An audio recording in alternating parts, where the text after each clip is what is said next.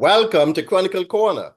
Now, during the month of October, you probably saw a set of videos across the channel because October was Dwarfism Awareness Month. These videos were from Janet Baddol. She was very busy during the month of October. So now in November, we have her right here at Chronicle Corner, and we are happy to welcome her to Chronicle Corner. Hello, Thank, Janet. Welcome to Chronicle Corner. How are you? thank you. I am well, thank you, and I'm happy to be here. Well, we are happy that you are here also. And just in case some people want to ask you, what influenced you to do all these videos? Yes, I have a 9-year-old who was diagnosed at the age of 4 months old with dwarfism, achondroplasia dwarfism, right? I knew nothing about the topic. And I figure out there are a lot of individuals out there who knows nothing about the topic. So that, of course, influenced me to spread the word and share. Okay, now you have used a big word, achondroplasia. What exactly is achondroplasia? Sure, it is the most common form of dwarfism in children, and it affects one in every 20,000. It is a change in the gene during the bone development, which shortens the bones of the legs and the arms when the child is growing. Their torso will be of regular size, but the hands and the legs are shorter. So you do not know about this during childbirth. You said you just know about it when the child is growing up. Approximately how old was your child when you found this out? So my child was 4 months, but usually this is detected during pregnancy, Oh, right? okay. But for her and others I've known, they found out after because the children are measuring as expected during pregnancy. And then after birth is when it was discovered in my child because she was not developing as the doctors were expecting her to. They have to meet certain measurements, and she wasn't meeting her measurements for her extremities. Wow. So I could imagine when you found this out, you were very surprised. How did Extremely. I can't imagine. So now my question to you is, how did you deal with this? Who is the first person you probably contacted with the news? So I was very surprised, right? I knew nothing about this. So as the doctor was talking to me, I'm also doing my research. And I ran to the big guy. Who else could I turn to? Hmm. Right? I have a faith in God that no matter what challenges I face, I always go to him first. And that's exactly what I did. I ran, grabbed my Bible, and I started praying like a crazy lady. I Hmm. didn't know what I was praying about. Really, I'm not saying God change her, right? But God, you need to hear what I'm hearing. Although he already knew, right? Because he knows even the hair on our head. But I needed him to walk with me through that time. I could imagine. So your faith in God helped you. Was there any support, family support, etc.? So when we first learned about this, I didn't necessarily share immediately. I shared with our other children. They were very supportive. To them, it was like, okay, that's our sister, right? And then I started to share with a few people. I remember calling my mom. I just wanted my mom at that moment. Mommy, this is Yes. what happened. And sure, I received the support. And then I started sharing with a few individuals out, and the support has always been there. I got you. Then, of course, your daughter had to have the news, right? How long did you take before you told her, and how did she take that news? So as she was growing up and started to understand, I would share bits and pieces with her, right? Small size information that she could understand. As she got older, is when she really started to realize. And one question that she has asked me, Mommy, will I be as tall as you and my sister? Mm. And at first, you could tell a little sad, but as she started to see other children with the same condition, as I continue to share, she's more accepting. Not only that, I've had to really explain to her that she's a precious child.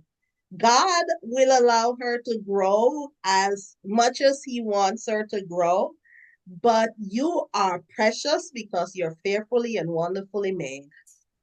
Amen to that. I like that. Now, of course, the time came when she had to go to church, she had to go to school. So how did she interact with others? How did that work out for her? So she's just a normal little girl, wants to play, wants to run around. Um, I we received stares, right? Some stares. So you could tell that folks weren't really sure what was going on, etc. In school, she was asked if she is younger than her actual age. That bothered her. She got frustrated, and even up to now. And that also is one of the reasons why we are really trying to spread the word so that not only the adults know about this condition, but that they can share it with their children, grandchildren, and just anyone who wants to know. Sometimes individuals don't know and they may see her, right? And they will probably think, you said she's 9 years old now, right? They may Yes. probably come and treat her as a 4-year-old, 5-year-old. How does she react to that? Not as nice as I would have, right? she again gets frustrated, and she has developed this thing where she won't even respond. And I've had to tell her, no, let's educate. Let's be nice. Let's educate. I know it can be frustrating to you, but it's fine to educate our community so that they know how to interact with you. She's just a girl. That's it. She's short, just a girl. No, I got you. And on the church side, I think you told me she dances, she sings, she does a lot of stuff. What are some of the things she does? Yes, so you have said dance, singing, she's an adventurer. She what else? Um, So she's she very has active. lots of friends. Yeah, she's very active in church and she has lots of friends at church. And you said also at school, right? At school also, yes. Okay. Yes. And speaking about school now, I see that big sticker. October is Dwarfism Awareness Month, and you said to me earlier that your school is very supportive and they did something very special on Dwarfism Day. Tell us about it. Yes. Yes, on Dwarfism Day, the school went green. They all wore green, teachers, students, everyone. So we really felt the love. The school went green. They had me come in a few weeks before just to speak about dwarfism. She felt very special. And I'll share something else. The Okay. church also went green. The lights, if you go back and look at our church service, the day after, which is October 26th, you see the green lights at the church also. She felt loved. Oh, that is so great. That is excellent. So now, for Dwarfism Awareness Month, you said you spoke at the school, you did the videos, you were a very busy lady. Was there anything else you did? Yes, so I also spoke with the conference. I was interviewed, right, by Allegheny East Conference. So that was good. They put that out. And for the church, I also did a clip just to share a little bit about dwarfism and asking folks to really educate themselves and try to also educate others to ensure that we continue to create an inclusive community, not only for my daughter, but other children who are diagnosed with this or who have this diagnosis.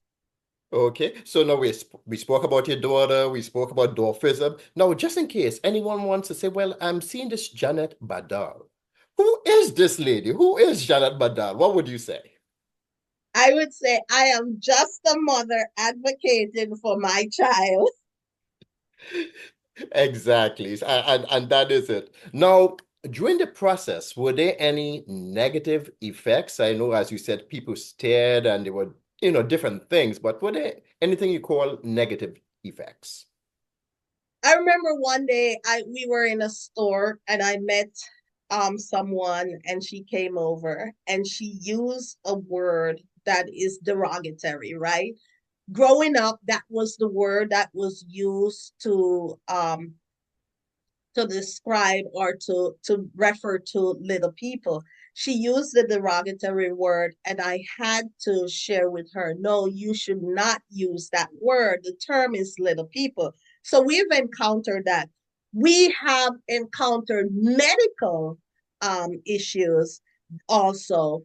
My daughter had a surgery because her neck bone was squeezing the spine, Hmm. and the doctor had to go in and shave the bone a little to loosen it. She had a tongue tie. That's all part of it, and she had that loosened. And sometimes I'm talking and I forget all the things that she's gone through. Now, as you said about surgery, wow, it's a lot of things that she has gone through. You probably have to do quite a few medical appointments, etc., has it slowed down somewhat? So she has many medical appointments because there are physicians that she see. One, to ensure that she continues to remain healthy. We've also enrolled in a study, and they also keep track of her progress. So what I would ask you now is, what would you like your viewing audience to know about dwarfism? So the one thing I want to make sure is that folks educate themselves, right? I'm only able to give so much in all the presentations that I've done. Go to Google, look at WebMD, look at John Hopkins. Those are two sites that I use to gather information. Educate yourself and share the information. Again, I want to ensure that my child is grown in an inclusive community where she does not feel like her size has prevented her from doing anything. She's a short girl. She can use a stool to get to anything she needs to, but I want to ensure that she feels that she can be included in all activities as long as it's medically safe. So let me ask you a fun question. Sure. You know, she probably looks at you driving. Now, does she want to drive or do some of the things that you are doing? She sure does. She wants to drive. She has her little toy car, which we have taken outside in the street for her to drive just where we live. But she is looking forward to the day when she herself can drive. She pays attention to when I'm driving, even correct me along the way. Okay, great. Well, Janet, thank you so much once again. Thanks for all the videos you shared with us during the month of October. They were so insightful. And I thank you for taking the time here, to meet with us so at least we can talk with you a little more about dwarfism. Thank you so much for having me. And I'll come back anytime because, again, it's important to just spread the word and ensure that your audience, my community, right, knows about dwarfism. Thank you. Thank you. And viewers, we thank you so much for staying with us. And once again, Janet says if you have any questions and you can go ahead, you can put your questions in the comments there, and she will be happy. She will be happy to come again, make another video, or even respond to that.